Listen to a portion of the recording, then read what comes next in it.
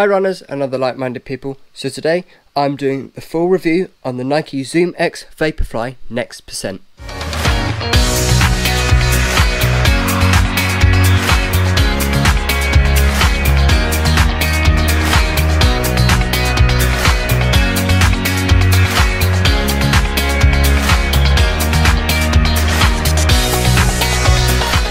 So I did a video earlier on in the year on this shoe when I first got it, and that was the first impressions. But now I've done a few Ks in it, I'm going to do the full review and what I truly think of this shoe. So firstly, it comes in this very nice box, which is a very nice way to present a very nice shoe which you pay a lot of money for.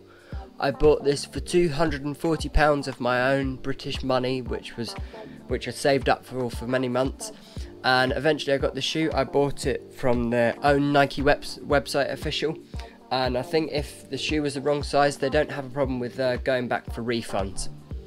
This shoe is certainly true to fit. I wouldn't say it was on the big side or on the small side. I would say if you got the right size for your foot, it fits perfectly, and it's not a shoe which comes up big at all. So when you open up the box, you have straight away the shoe in some nicely designed paper, and then you have the two shoes side by side. As soon as you get the shoe out of the box, you really realise what a special shoe this is. This shoe is still on the market for the same price, I believe. It is made with the ZoomX foam, as you can see here, and it runs all the way through the whole shoe, which gives it that bounce as you run, and it allows you to go that little bit quicker. It has a carbon plate which runs right through the whole length. It's a full-size carbon plate, so it goes the whole length of the foot rather than just part of it, as the previous shoes have done. This goes through the whole way, so it's going to give you a little bit more effect. The ZoomX foam, in conjunction with the actual carbon plate, is what's giving you a propulsion feeling, because this shoe has a drop-off, so it's got a really high sole at the back and a low at the front, and what that allows it to do is to be able to tip forwards, to be able to push you forwards as you run.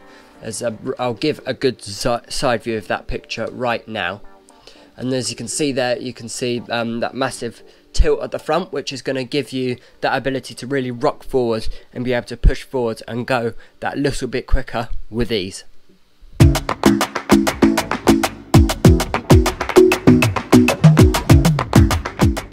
One comment I would have on the bottom of this shoe is it only has rubber grip on the front of the shoe, and if you're a heel striker, it's going to cause a lot of wear on the back here. As you can see here, this is just from about 15 kilometers of running.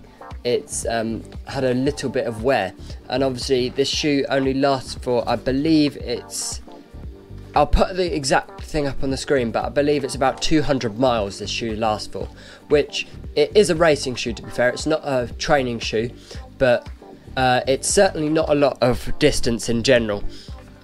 But I think one of those reasons for it is at the back here, because there's no protection. If you're a heel striker or a flat foot striker, you're really going to wear down the foam at the back here.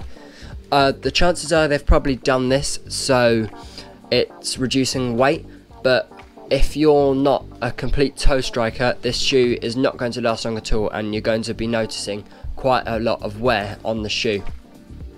But if you're a toe striker, this shoe is going to be perfect. Or if you want to maybe learn how to toe strike, I suggest you maybe do it in a different shoe first before you do it in this shoe, so just so you don't ruin it and you maximize its length, which you can actually use the shoe for. Now onto the upper here.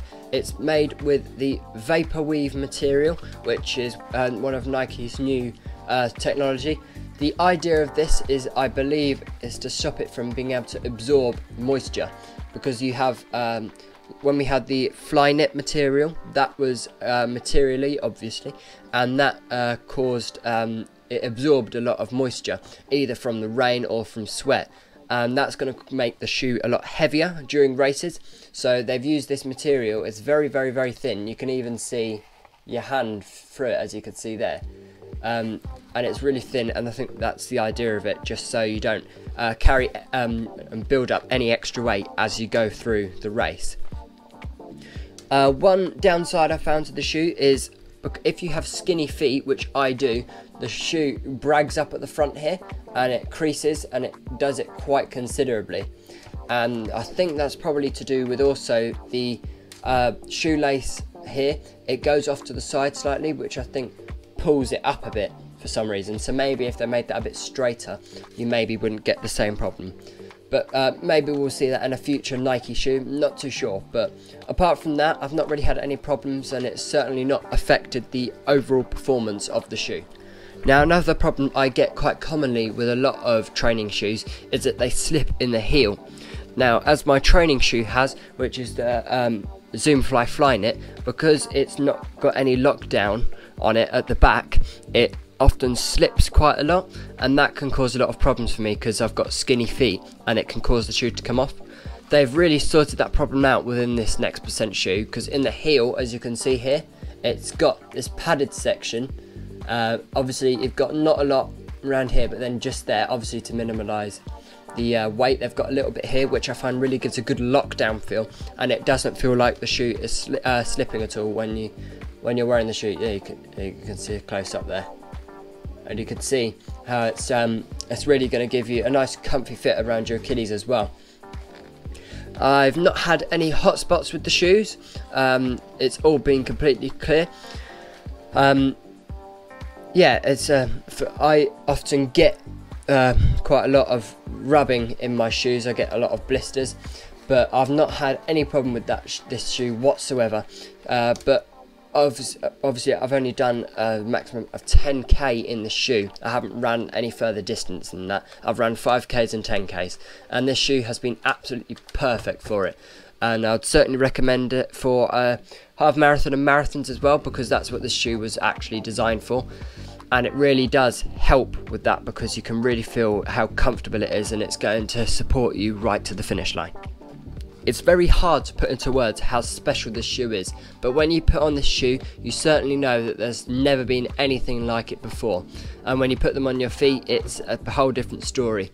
You really feel that rock forwards, and I find it's almost impossible to run slowly in these shoes. You really do feel that rock forwards, that drop, and it really pushes you forwards. I believe here at the back, this bit that swoops back, that is a lot bigger than it is on the majority of other shoes, and I believe that is for aerodynamics, to make that shoe, the air go around the shoe that little bit more easier. I'm not too sure the science behind it, but I believe that is what that is for. I wondered what it was for, and I think that's what it is. I believe at this current time this is the only colour you can get this shoe. At one point they had them in the neon green and the pink, but I believe you can only get this shoe for the Next Percent at the moment. And I think they're going to be doing some different things with the Vaporfly Next Percent, which are coming out fairly soon. But at the moment, from what I've heard, I probably think that the Next Percent are better than the Vaporfly. But I think that's all down to personal opinion, and you've just got to try the shoes on to really get a full opinion on it. So there we have it, guys. There is my full review on the Next Percent. Now I'm going to rate this shoe out of 5, and I would probably give this shoe a very solid 5, because there is nothing wrong with this shoe at all. I've never had any problems with it whatsoever, apart from the heels, the toe striking thing. But because I'm a toe striker, this shoe works absolutely perfect for it. So that's just more of a personal thing. But overall, this shoe is absolutely perfect for racing on the roads. This is definitely a road shoe, and it's not for off-roading terrain, so you'll need to look at the other Nike range of racing shoes if you're wanting to do something off-road. So if you think I've missed anything, let me know down in the comment section below, and I'll get back to you, and I may do a follow-up video if there's a lot of things I've missed. Otherwise, I'll just give you a personal reply in the description section below, in the comment section below, and then you can make your own judgment on if you think this is the shoe for you. So thank you very much everyone for watching my video. Don't forget to subscribe, turn on the notification bell, share with your friends and family and anyone that you think would enjoy my videos. And most importantly, don't forget to keep running.